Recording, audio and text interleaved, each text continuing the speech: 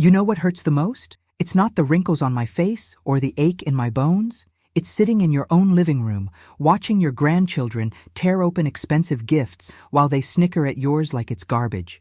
That's exactly what happened last Christmas, and I'm still shaking from the humiliation. My name is Margaret. I'm 73 years old, and I need to tell you this story because what happened next? Well, let's just say those spoiled brats had no idea who they were messing with. Picture this. Christmas morning, my son David's house, all decorated like something out of a magazine. His wife Jennifer had spent thousands on decorations alone. I know, because she made sure to mention the price of everything at least 3 times. My 4 grandchildren, ages 16 to 22, were sprawled around this massive Christmas tree, surrounded by piles of designer boxes. iPhones, gaming consoles, designer clothes, jewelry, you name it, it was there. And then there was my little corner, with my carefully wrapped gifts that I'd spent weeks choosing and preparing. I watched as Emma, my oldest granddaughter, picked up my gift with 2 fingers like it was contaminated. She shook it, rolled her eyes, and said loud enough for everyone to hear, "Oh great, another one of Grandma's weird homemade things." The others started giggling. Tyler, my youngest grandson, actually groaned and said, "Can we just skip Grandma's gifts this year? They're always so embarrassing." My heart stopped. Right there, in front of the whole family, these children I had loved and sacrificed for were treating me like I was some crazy old woman whose gifts belonged in the trash. But it got worse. So much worse. When Emma finally opened her gift, a beautiful hand-knitted scarf I'd spent 2 months making with her initials embroidered in gold thread, she held it up like it was a dirty rag and said, "Seriously, Grandma, did you get this from a thrift store?" The room went silent for exactly 3 seconds before they all burst into laughter. Even my own son David chuckled and shook his head. Jennifer didn't even try to hide her smirk. That's when something inside me died. These weren't just cruel words from strangers. This was my family, my blood, the children I had helped raise, mocking me like I was nothing. I sat there in that chair, my hands trembling, watching them toss my gifts aside like garbage while they went back to their expensive toys. Nobody defended me. Nobody said a word. They just let it happen, and some of them even seemed to enjoy it. That's when I realized that everything I thought I knew about my family was a lie. And that's when I decided that things were going to change, dramatically. Let me tell you who I really am, because clearly my own family forgot. I wasn't always the embarrassing grandmother they see today.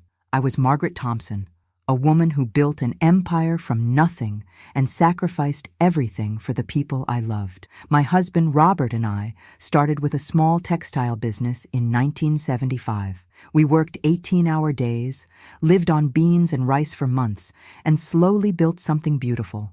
By the time Robert passed away 15 years ago, we owned 3 successful companies and had more money than we knew what to do with.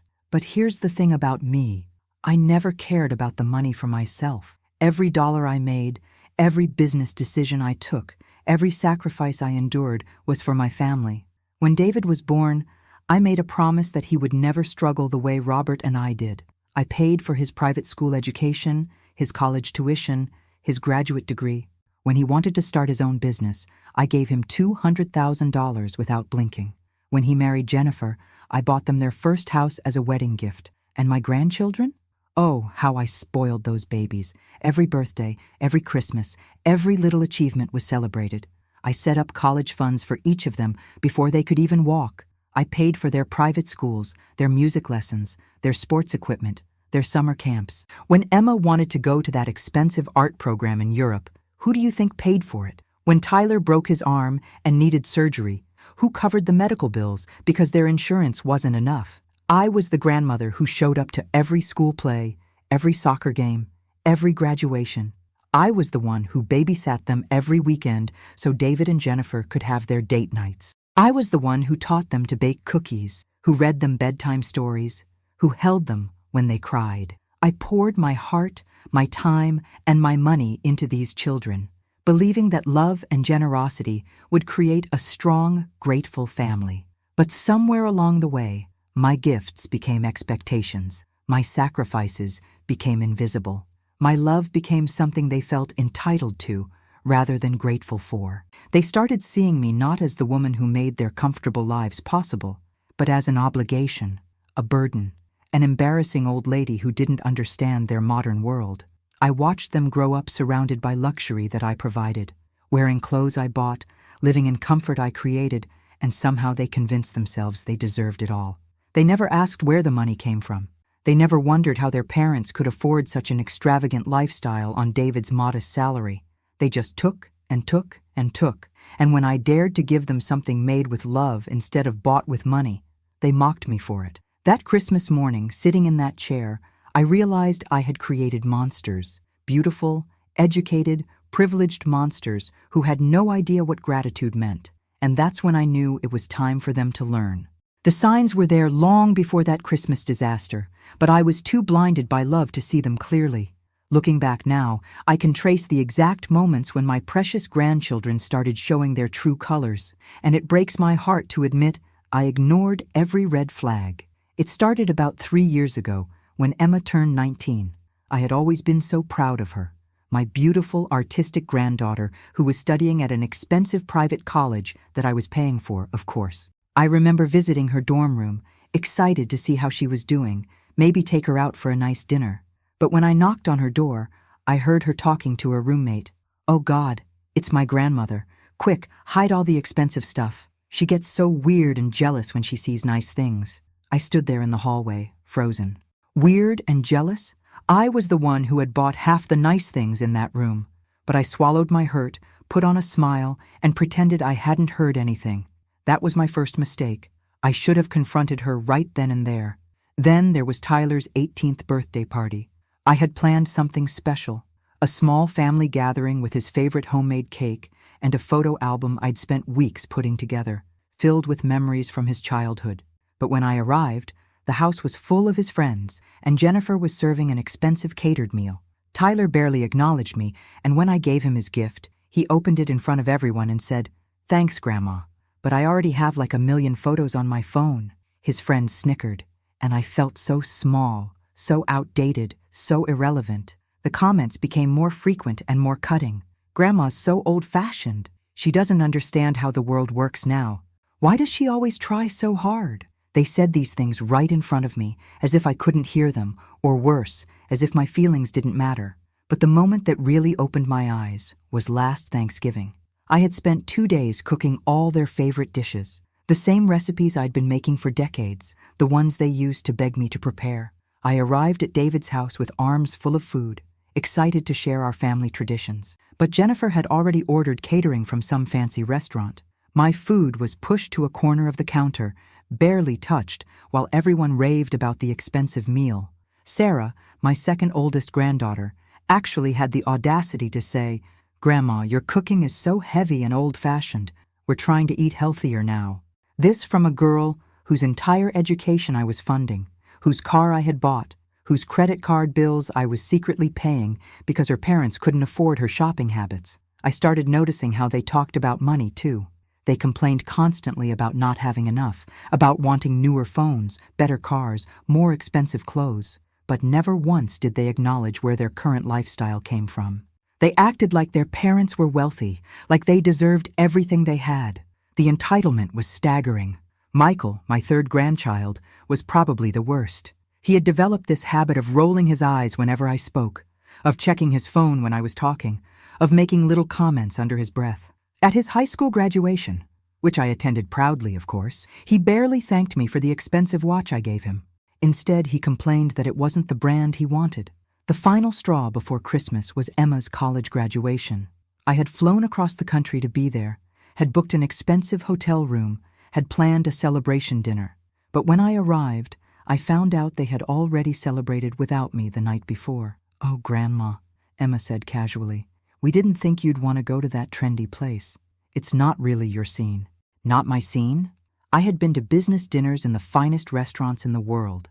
I had entertained clients and partners in places these children couldn't even pronounce. But somehow, I had become the embarrassing grandmother who wasn't sophisticated enough for their celebrations. That's when I started to see the pattern clearly. I wasn't family to them anymore. I was a convenient ATM machine who occasionally showed up with embarrassing gifts and outdated opinions.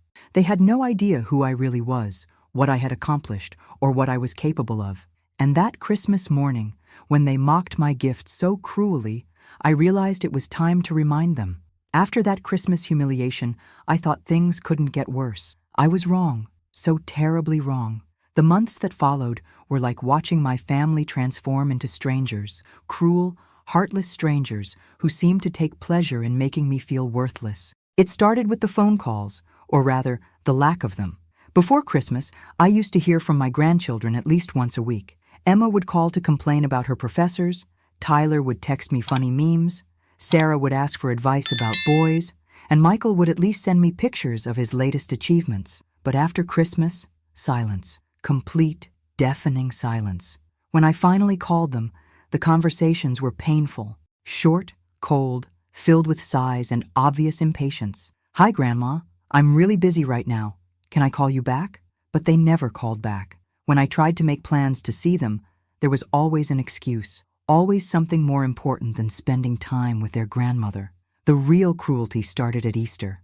I had hoped that maybe Christmas was just a bad day, that we could move past it and rebuild our relationship. I prepared a beautiful Easter basket for each of them, filled with their favorite candies and small gifts. I drove to David's house, excited to surprise them, only to find them having an Easter brunch that I wasn't invited to. "Oh, Grandma," Jennifer said with that fake smile of hers, "we didn't think you'd be interested. It's mostly young people here." Young people? I looked around and saw David's colleagues and their families, people my own age, but somehow I was too old, too irrelevant to be included in my own family's celebration. That's when Emma said something that still haunts me. "Besides, Grandma, your gifts are kind of embarrassing. My friends saw those Easter baskets you made last year and they thought they were for little kids." The others laughed. My own grandchildren laughed at my thoughtfulness, my effort, my love. But the worst was yet to come. In May, Tyler graduated from high school, a milestone I had been looking forward to for months. I had planned to throw him a party to celebrate this achievement that I had helped make possible through years of private school tuition. But when I called to discuss the plans, David told me they had already organized everything. "It's going to be a small, intimate gathering," he said. "Just immediate family and close friends." Immediate family? Wasn't I immediate family? Apparently not. I found out later, through social media of all places, that they had thrown a huge party with over 50 guests. I saw the photos. Tyler surrounded by friends and family, everyone laughing and celebrating. Everyone except me. When I confronted David about it, he had the nerve to say, "Mom, you have to understand.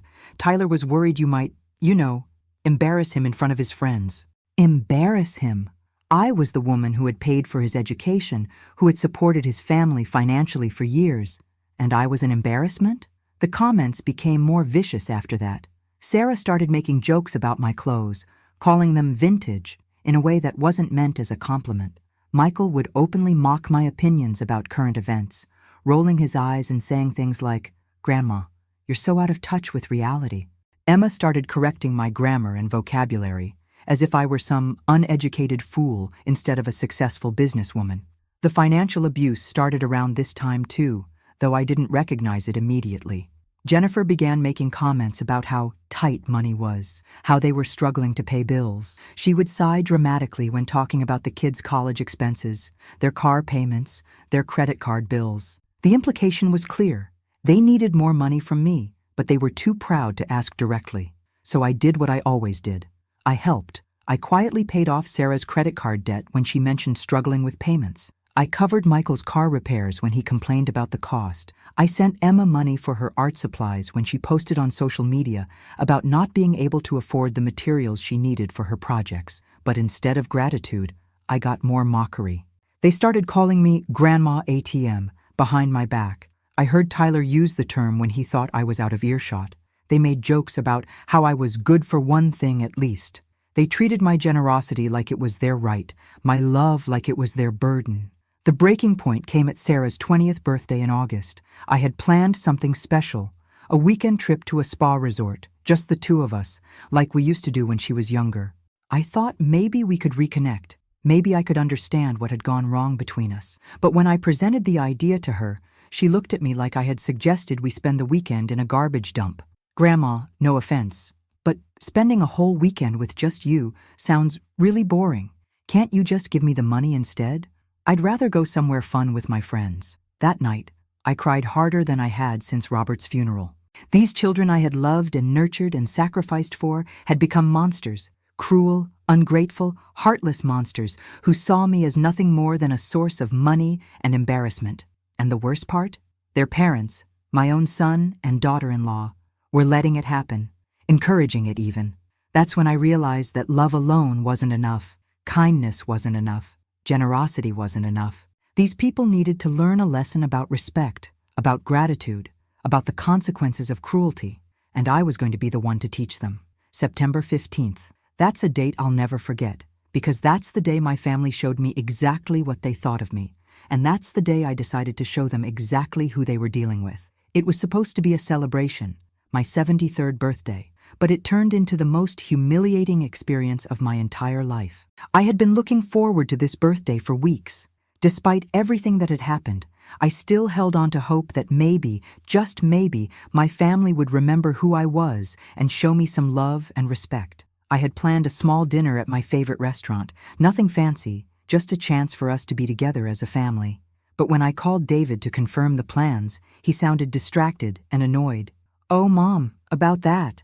Jennifer and I have been talking, and we think it might be better if we just do something simple at home. You know how the kids are with restaurants. They get bored and restless." Bored and restless? These were college-aged adults, not toddlers. I should have known something was wrong when I arrived at their house and saw cars I didn't recognize in the driveway. When I walked in, I found them hosting a dinner party, a sophisticated gathering with David's colleagues and Jennifer's friends, complete with catered food and expensive wine. My birthday had become background noise to their social event. "Oh, Grandma's here," Emma announced loudly, and I could hear the mockery in her voice. "Everyone, this is our grandmother. She's 73 today." The way she said it made my age sound like a disease, something shameful and embarrassing.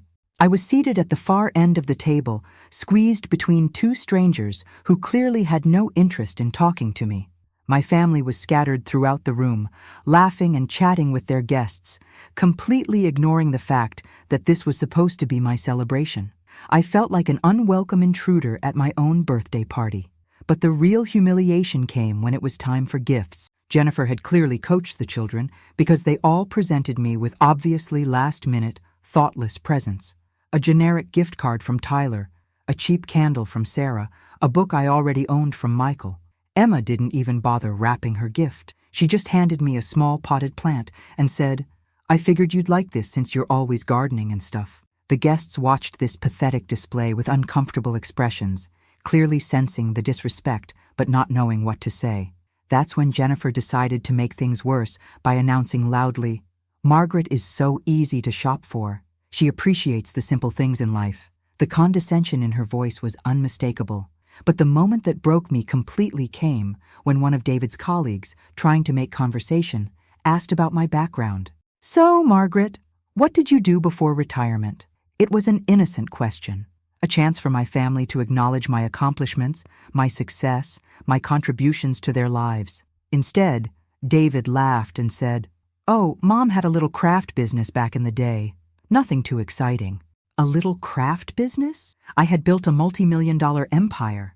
I had employed hundreds of people. I had been featured in business magazines. But to my own son, my life's work was just a little craft business. The children snickered at this description, and I saw Emma whisper something to her friend that made them both laugh. That's when I realized they were ashamed of me. Not just embarrassed by my gifts or my age, but actually ashamed of who I was, where I came from, what I represented. The final blow came at the end of the evening. As the guests were leaving, I overheard Tyler talking to one of his friends. "Yeah, that's my grandmother. She's kind of, not all there anymore. We just humor her because we feel sorry for her." Not all there? I was sharper than any of them. I was still running investments, still making business decisions, still managing a fortune they couldn't even imagine. That night, I drove home in complete silence, my hands shaking on the steering wheel. When I got to my house, the house I had built with my own success, filled with treasures from a lifetime of achievement, I sat in my living room and finally admitted the truth to myself. My family didn't love me. They didn't respect me. They didn't even like me. I was nothing more than a convenient source of money, an obligation they tolerated, an embarrassment they endured. They had taken everything I had given them, my love, my time, my money, my sacrifices, and they had twisted it into something shameful. They had rewritten history to make themselves the heroes, and me the pathetic old woman who should be grateful for their attention. That's when I walked to my home office, sat down at my desk, and opened the files I had been avoiding for months. Bank statements, investment portfolios, trust fund documents, will and testament papers. For the first time in years, I looked at everything with clear eyes, without the filter of love and hope that had been clouding my judgment. What I saw made me smile for the first time in months. These ungrateful, cruel, heartless people had no idea what they had just done. They thought they were dealing with a helpless old woman who would continue to take their abuse and keep giving them money. They had no idea they were dealing with Margaret Thompson, the woman who had built an empire from nothing and who was about to teach them the most expensive lesson of their lives. I picked up my phone and called my lawyer. It was time to remind my family exactly who they were messing with. What my family didn't know, what they never bothered to ask about or investigate, was that their embarrassing grandmother had been playing chess while they were playing checkers. For the past 5 years, while they were busy mocking my gifts and treating me like a senile old woman, I had been quietly restructuring my entire financial empire. You see, I didn't just stumble into wealth by accident. I was a strategic thinker. A woman who had survived in a man's business world by being smarter, more cunning, and more prepared than anyone else. The night after my humiliating birthday party, I sat in my home office surrounded by documents that would have made their jaws drop if they had any idea what they were looking at. Investment portfolios worth millions, real estate holdings across 3 states, business partnerships that generated more money in a month than David made in a year. But more importantly, I had legal documents that would change everything. 3 years ago, when the disrespect first started becoming obvious, I had quietly begun transferring assets. Not because I was vindictive then, but because I was practical. I could see the writing on the wall. My family saw me as their personal bank account, not as a person deserving of love and respect. So I started protecting myself and my legacy. I had created a new trust fund, one that my family knew nothing about. While they thought all my money was sitting in simple accounts that would automatically go to them when I died, the reality was far different. I had moved the majority of my wealth into an irrevocable trust with very specific conditions. Conditions that required respect, gratitude, and basic human decency to access. But that wasn't all. Remember when Jennifer kept complaining about money being tight? When she would sigh dramatically about college expenses and car payments? Well, I had been keeping detailed records of every penny I had given them over the years. Every tuition payment, every car purchase, every credit card bill I had covered, every loan that was never repaid. The total was staggering, over $800,000 in the past 5 years alone. Here's what they didn't know. Every single one of those payments had been structured as loans, not gifts. Legal, documented loans with my signature and theirs, witnessed and notarized. They had been so eager to get the money that they never read the fine print. They never asked questions. They just signed whatever I put in front of them, assuming their sweet, naive grandmother didn't understand legal documents. Those loans were all callable, every single one of them, with interest. I had also been quietly purchasing the mortgage on David and Jennifer's house. They thought they were dealing with some faceless bank, but for the past 2 years, I had been their mortgage holder, their beautiful home, the one they loved to show off to their friends, the one where they had humiliated me countless times. I owned it. The business David was so proud of, the one he thought he had built with his own talent and hard work. I was the primary investor. Not just the initial $200,000 I had given him years ago, but additional investments totaling over $500,000. Investments that gave me controlling interest in his company. He had no idea that his success was entirely dependent on my continued support. And the college funds I had set up for the grandchildren? Those weren't just savings accounts sitting there waiting for them to graduate. They were conditional trusts with very specific requirements about behavior, respect, and family values. Requirements that none of them were currently meeting. But here's the most beautiful part of my plan.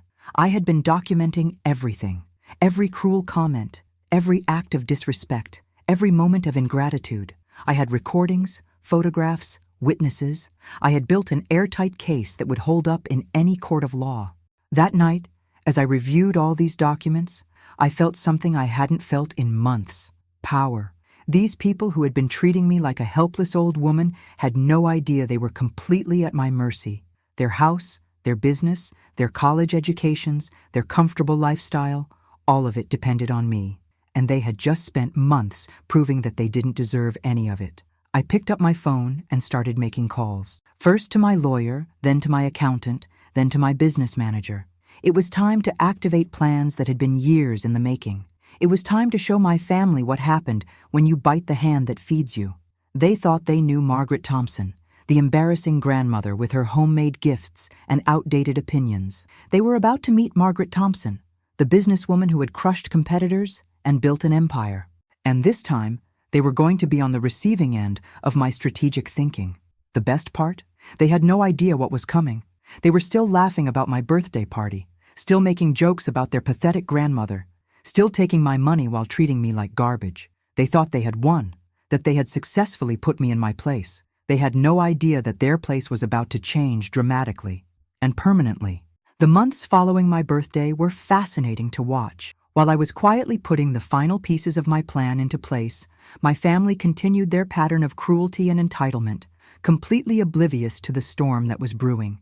It was like watching people dance on the edge of a cliff, laughing and celebrating, with no idea that the ground beneath their feet was about to crumble. October brought Emma's 22nd birthday, and of course, I wasn't invited to the celebration. I found out about it through social media, seeing photos of her expensive party at some trendy restaurant downtown. The irony wasn't lost on me.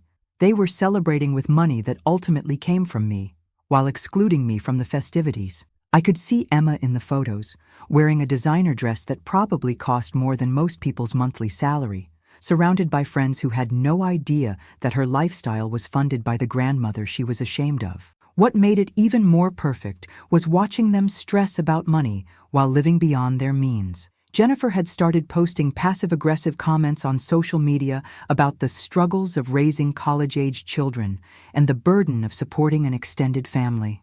She was fishing for sympathy, painting herself as some kind of martyr, when the reality was that I had been subsidizing their entire lifestyle for years. David's business was going through what he called a rough patch, though he had no idea how rough it was about to get.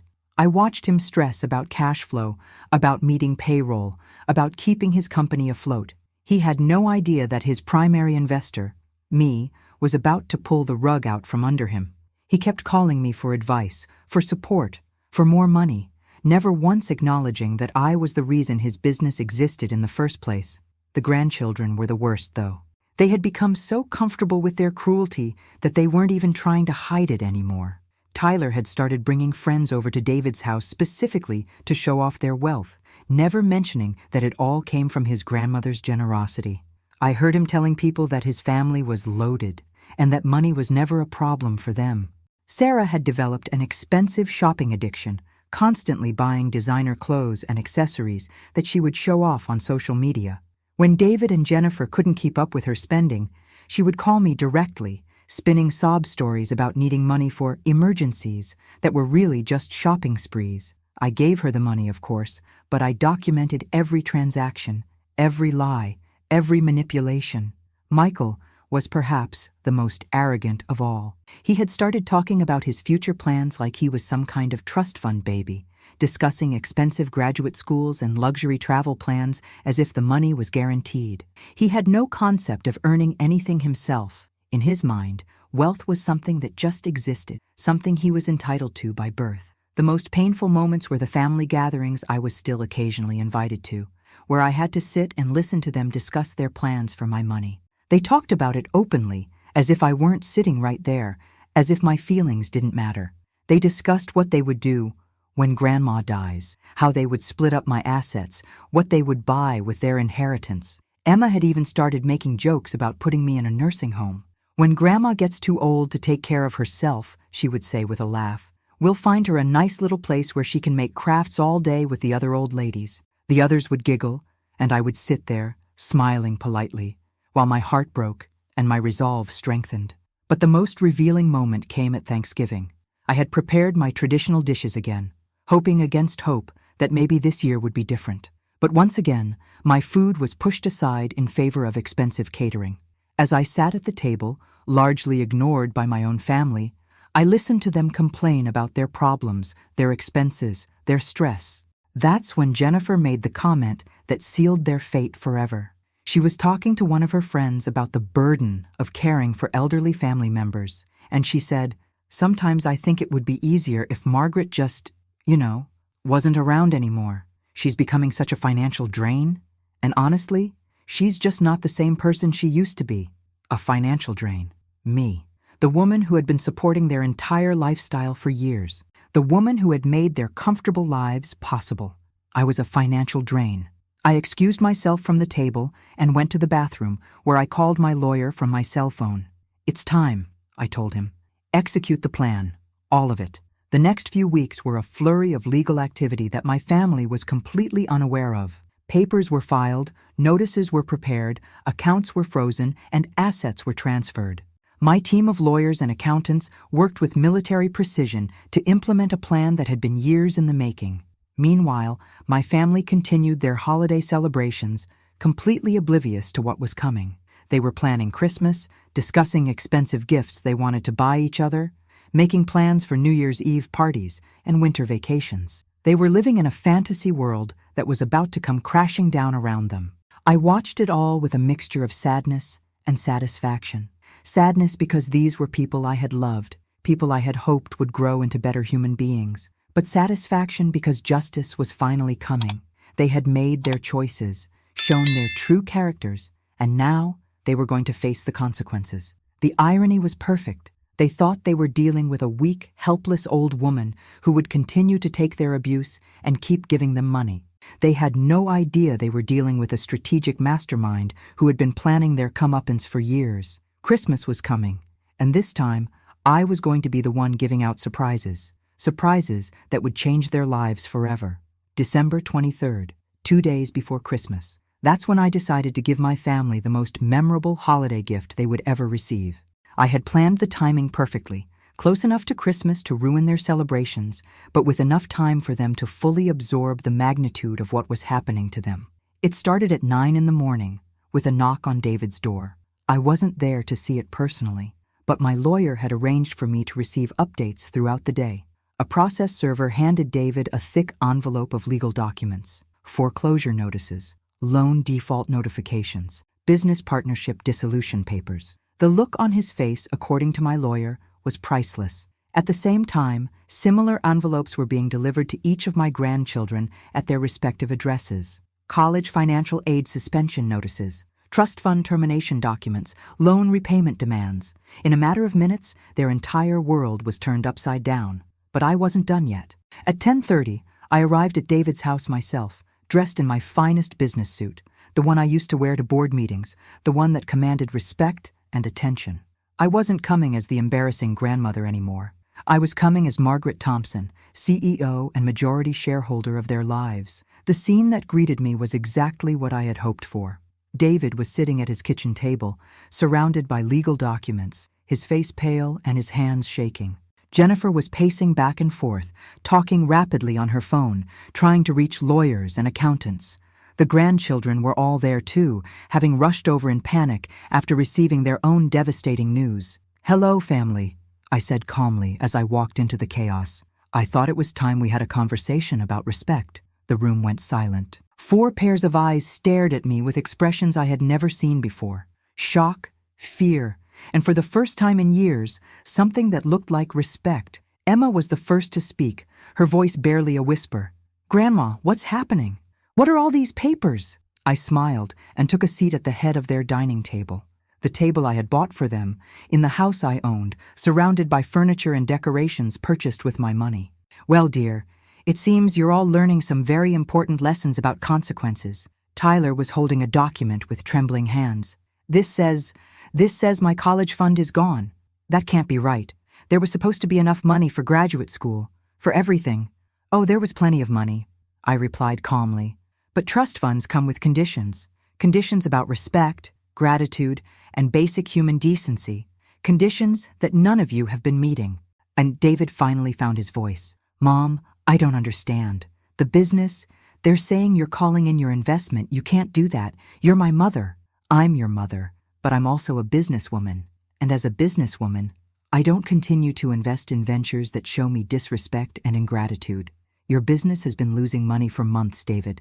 The only reason it's still operating is because I've been covering the losses. But why would I continue to fund a company owned by someone who calls my life's work a little craft business? Jennifer stepped forward, her face flushed with anger and desperation. Margaret, you can't be serious. We have a mortgage, we have bills, we have responsibilities. You can't just destroy our lives because your feelings got hurt. That's when I pulled out my own folder of documents. Hurt feelings? Oh, Jennifer, this isn't about hurt feelings. This is about $800,000 in unpaid loans. This is about a mortgage that I own and that you've been defaulting on. This is about years of financial support that was given with love and repaid with cruelty. I spread the papers across the table like a dealer spreading cards. Bank statements, loan agreements, recorded conversations, photographs from social media showing their extravagant lifestyle. Every penny I gave you was documented. Every cruel comment you made was recorded. Every act of disrespect was witnessed. Sarah was crying now, mascara running down her cheeks. Grandma, please, I'm sorry. We're all sorry. We didn't mean any of it. Please don't do this to us. Sorry? I stood up, my voice growing stronger. You're sorry now? Where was this remorse when you were mocking my Christmas gifts? Where was this respect when you were calling me an embarrassment? Where was this gratitude when you were discussing putting me in a nursing home? Michael, who had been silent until now, suddenly exploded with anger. This is insane. You're a crazy old woman. You can't just ruin our lives because we didn't appreciate your stupid homemade gifts. The room went dead silent. Even in their desperation, the others knew he had just made a terrible mistake. I walked over to where he was standing and looked him directly in the eyes. Stupid homemade gifts, I said quietly. Let me tell you about those stupid gifts, Michael. That scarf I made for Emma, I spent 60 hours hand knitting it with silk thread that cost more than your monthly allowance. Those photo albums I created, I spent weeks researching archival materials to preserve your family memories. Those Easter baskets you mocked, I filled them with organic, artisanal chocolates that cost more per pound than most people spend on groceries. I turned to address the whole room. But more than that, those gifts represented something you've never understood. Love, effort, time, the most precious things I had to give. And you threw them back in my face like they were garbage. Emma was sobbing now. Grandma, please, we can change. We can be better. Please give us another chance. I looked at each of them. These people I had loved and sacrificed for, who had repaid my generosity with cruelty and contempt. Another chance? I gave you chances for years. Every time you mocked me, I hoped you would grow up and realize what you were doing. Every time you took my money while treating me like dirt, I hoped you would develop some gratitude. Every time you excluded me from your celebrations while including me in your financial problems, I hoped you would remember that I was family. I picked up my purse and headed toward the door. But hope isn't enough anymore. Actions have consequences. You wanted to treat me like I was nothing? Now you get to find out what nothing actually feels like. As I reached the door, David called out desperately, "Mom, wait! We can fix this. We can make it right." I turned back one last time. The only thing you can fix now is yourselves. You have 30 days to vacate this house. You have 60 days to repay your loans or face legal action. And you have the rest of your lives to think about what gratitude and respect actually mean. I walked out of that house with my head held high, leaving behind the sound of their panic and desperation. For the first time in years, I felt like myself again. Not the embarrassing grandmother they had created in their minds, but Margaret Thompson, the woman who had built an empire and who had just taught the most important lesson of her life. The weeks that followed were both heartbreaking and liberating. I watched from a distance as my family's carefully constructed world fell apart piece by piece, and while part of me felt sadness for what we had lost, a larger part of me felt the deep satisfaction of justice finally being served. David's business collapsed within 2 weeks. Without my financial backing, he couldn't meet payroll, couldn't pay suppliers, couldn't maintain operations. The company that he had been so proud of, that he had thought was his own creation, simply ceased to exist. He had to lay off 12 employees, good people who lost their jobs because of his arrogance and ingratitude. The irony wasn't lost on me that his success had always been built on my foundation, but he had never acknowledged that fact until it was too late. The house was the next domino to fall. They had 30 days to vacate, and I watched through my lawyer as they scrambled to find somewhere to go. Jennifer's parents lived in a small apartment across town, hardly suitable for a family accustomed to luxury. David's pride prevented him from asking friends for help, especially since he would have to explain how they had lost everything so suddenly. The grandchildren's reactions were the most revealing. Emma, who had always been the most vocal in her mockery, became desperate and manipulative. She showed up at my house 3 times, crying and begging, promising to change, swearing that she had learned her lesson. But when I refused to see her, she became angry, screaming through my door about how I was destroying innocent people and how I was a bitter old woman who couldn't take a joke. Tyler tried a different approach.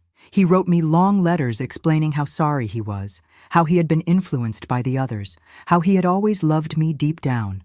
But his letters were filled with the same entitlement that had gotten him into this situation. He didn't apologize for his behavior. He apologized for getting caught. He didn't express genuine remorse. He expressed regret that his actions had consequences. Sarah attempted to go around me entirely, calling distant relatives and family friends, trying to get them to intervene on her behalf. She painted me as a vindictive old woman who had lost touch with reality, who was punishing innocent children for minor slights. But these people knew me, knew my character, and when they heard the full story, their sympathy quickly evaporated. Michael, true to form, was the most defiant. He hired a lawyer with money he didn't have, trying to challenge my actions in court. His attorney quickly discovered what I had known all along. Every document was legally sound, every action was perfectly within my rights, every loan was properly documented and enforceable. Michael's case was dismissed, and he was left with additional legal bills he couldn't pay. But the most satisfying moment came when they finally understood the full scope of what they had lost. It wasn't just the house, the business, or the college funds. It was the entire lifestyle they had taken for granted. The expensive cars were repossessed, the credit cards were canceled, the private school tuitions stopped being paid. The designer clothes, the fancy restaurants, the luxury vacations, all of it disappeared overnight. They had to move into a cramped, 2-bedroom apartment in a part of town they had previously looked down on. David took a job as a sales associate at an electronics store, a humbling position for someone who had considered himself a successful entrepreneur. Jennifer had to go back to work for the first time in 15 years, taking a receptionist position at a dental office. The grandchildren faced the harshest reality of all.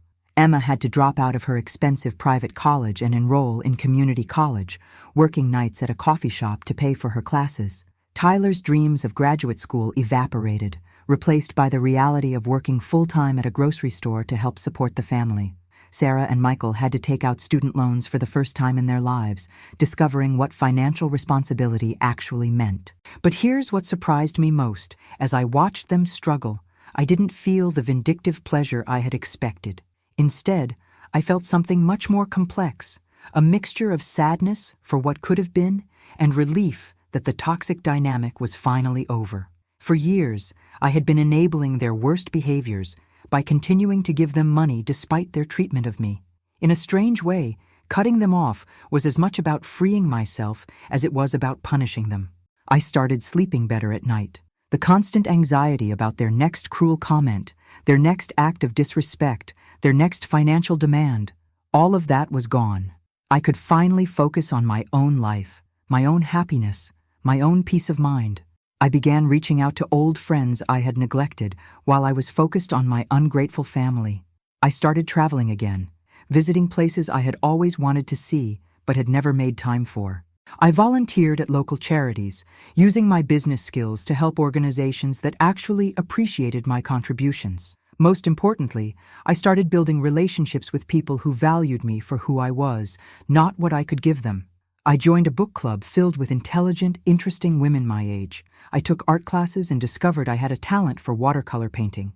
I even started dating again, something I hadn't done since Robert's death 15 years earlier.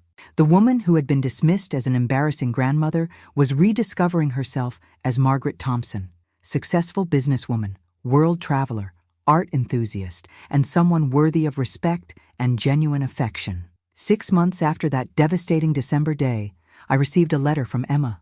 It was different from her previous attempts at reconciliation. This time, there was no begging, no manipulation, no promises she couldn't keep.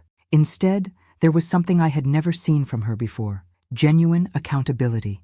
She wrote about how the experience had forced her to examine her own behavior, her own values, her own character.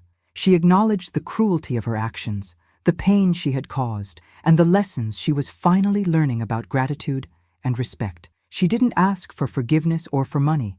She simply thanked me for teaching her something she should have learned years earlier. It was the first letter from any of them that made me cry, not from pain, but from a tiny spark of hope that maybe, just maybe, something good could come from all of this destruction. 2 years have passed since that December day when I dismantled my family's world, and I want to tell you about the woman I've become in the aftermath. The Margaret Thompson who sits here today, sharing this story with you, is not the same broken-hearted grandmother who was mocked for her Christmas gifts. I am stronger, happier, and more at peace than I have been in decades. The first year after cutting off my family was a journey of rediscovering myself. I had spent so many years defining myself through my relationships with them, as David's mother, as the grandchildren's benefactor, as the family matriarch, that I had forgotten who Margaret Thompson was as an individual. It was both terrifying and exhilarating to rebuild my identity from the ground up. I started by reconnecting with my professional self. I had stepped back from active business management years earlier to focus on family, but I still had sharp instincts and valuable experience. I began consulting for small businesses, helping entrepreneurs avoid the mistakes I had seen throughout my career. Working with these eager, grateful young people reminded me of the satisfaction that comes from being valued for your expertise rather than your bank account. Travel became my therapy. I visited places Robert and I had always planned to see together but never found the time for. I spent a month in Tuscany, learning to paint landscapes and eating meals prepared by people who appreciated the art of cooking. I took a river cruise through Eastern Europe, making friends with fellow travelers who saw me as an interesting companion rather than a source of financial support. But the most healing experience was volunteering at a local women's shelter. These women, many of whom had escaped abusive relationships, understood something about rebuilding your life from scratch. They didn't care about my money or my business success. They cared about my willingness to listen, to support, and to help them navigate their legal and financial challenges. Working with these brave women taught me something profound about family. Real family isn't defined by blood or legal documents. It's defined by mutual respect, genuine care, and unconditional support. I found more authentic family relationships among these strangers than I had experienced with my own relatives in years. 18 months after our confrontation, I received that letter from Emma that I mentioned earlier. It was followed over the next few months by similar letters from Tyler and Sarah. Not Michael. He remained defiant and angry to the end. But 3 of my 4 grandchildren had apparently learned something from their experience. Their letters weren't requests for money or attempts at manipulation. They were genuine reflections on their behavior, their values, and the lessons they had learned from losing everything. Emma wrote about working her way through community college and discovering a work ethic she never knew she had. Tyler described the humility he had gained from his grocery store job and how it had taught him to appreciate the dignity of honest work. Sarah shared her struggles with student loans and how they had made her value her education in a way she never had when someone else was paying for it. Reading these letters, I felt something I hadn't experienced in years: pride in my grandchildren. Not pride in their achievements or their possessions, but pride in their growth as human beings. The spoiled, entitled children I had cut off were slowly becoming thoughtful, responsible adults. But I also knew that forgiveness and reconciliation would have to be earned, not given freely. I wrote back to each of them, acknowledging their growth, but making it clear that rebuilding our relationship would be a long process, requiring consistent demonstration of the values they claimed to have learned. David and Jennifer never reached out. Their pride, their anger, and their inability to accept responsibility for their actions created a permanent barrier between us. I grieved for the relationship we could have had, But I also accepted that some people are incapable of the kind of self-reflection that real change requires. As I write this story today, I'm preparing for a small Christmas gathering at my home. Emma, Tyler, and Sarah will be joining me, not as beneficiaries of my wealth, but as family members who have earned their place at my table through respect, gratitude, and genuine affection.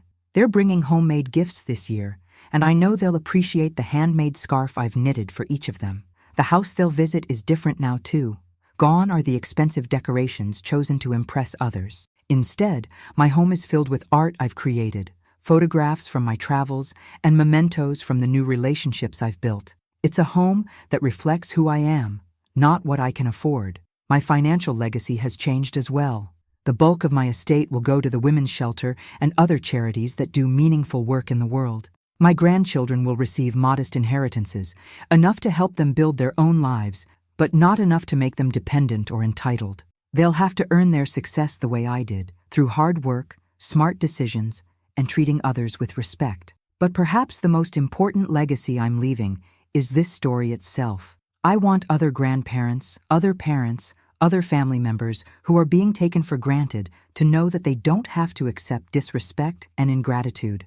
Love doesn't mean enabling bad behavior.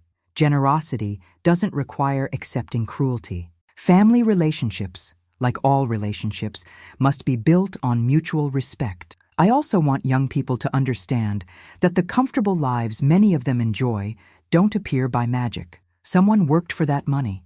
Someone sacrificed for those opportunities. Someone made difficult decisions to create the foundation of their success. Gratitude isn't just good manners. It's recognition of the interconnectedness that makes our lives possible. The woman who was once mocked for her Christmas gifts learned to give herself the greatest gift of all, self-respect. I stopped allowing others to define my worth, stopped accepting cruelty in the name of family loyalty, and stopped confusing love with financial support. Today, I am surrounded by people who value me for who I am, not what I can give them. I wake up each morning excited about the day ahead rather than anxious about the next humiliation. I have peace, purpose, and genuine happiness. And you know what? That's worth more than all the money in the world. My name is Margaret Thompson. I was once a grandmother who was mocked for giving gifts made with love. Now I'm a woman who learned that the most important gift you can give yourself is the courage to demand the respect you deserve. And that, my dear friends, is a lesson that changed everything.